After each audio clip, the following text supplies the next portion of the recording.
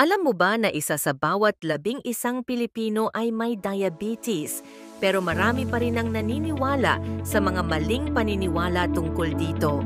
Ang diabetes ay isang kondisyon kung saan tumataas ang blood sugar dahil kulang o hindi gumagana ang insulin sa katawan. Mayroong type 1, type 2 at gestational diabetes. Tara, alamin natin ang ilang karaniwang maling akala tungkol sa diabetes at ang tamang impormasyon.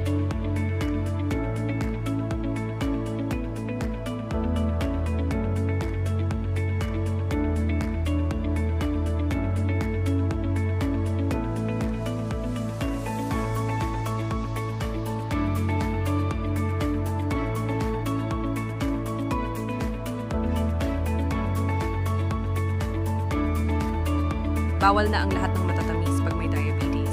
Hindi kailangang umiwas sa lahat ng matatamis. Pwede pa rin basta kontrolado at bahagi ng balanseng pagkain.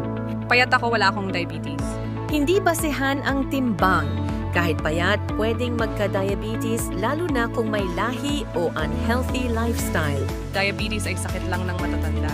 Pwede rin ito sa bata, lalo na kung may type 1 diabetes o kapag bata pa lang ay kulang na sa ehersisyo at healthy na pagkain. Narito ang ilang paraan para makaiwas sa diabetes o mapanatiling kontrolado ito. Kumain ng gulay, prutas at whole grains. Mag-ehersisyo kahit 30 minutes kada araw. Iwasan ang sobrang matatamis at mamantikang pagkain. Magpatingin at magpa-check up regularly. Si Aling Nena, 58 years old, ay nalaman lang na may diabetes siya noong na-confine siya sa ospital. Pero simula noon, natuto siyang mag-ingat sa kanyang kinakain at ngayon ay mas malakas pa sa dati. Akala ko simpleng pagkapagod lang, mabuti na lang at nagpatingin ako. Ngayon araw-araw na akong naglalakad at iniingatan ko na ang diet ko. Subukan natin. Sagutin mo, ang diabetes ay nagagamot at nawawala? Mali. Ang diabetes ay walang lunas pero pwedeng makontrol. Pwede pa rin kumain ng kanin kapag may diabetes? Tama. Basta tamang dami at isinama sa balanced meal.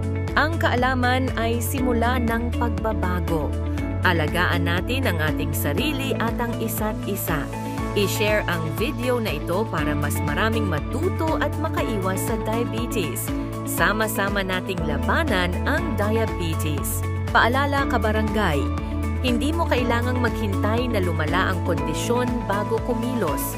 Magpatingin ka agad kung may nararamdamang sintomas, gaya ng madalas na pag-ihi, matinding uhaw at biglaang pagpayat. Alagaan ang iyong sarili. Alagaan ang iyong pamilya. Sa simpleng kaalaman at tamang disiplina, maiiwasan, makokontrol, at mapapabuti ang buhay kahit may diabetes.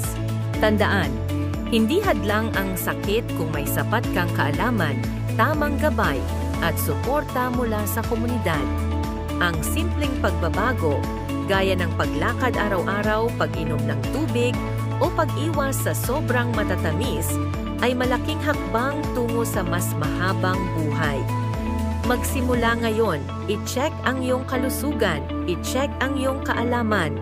Dahil sa laban kontra diabetes, lahat tayo may papel na ginagampanan.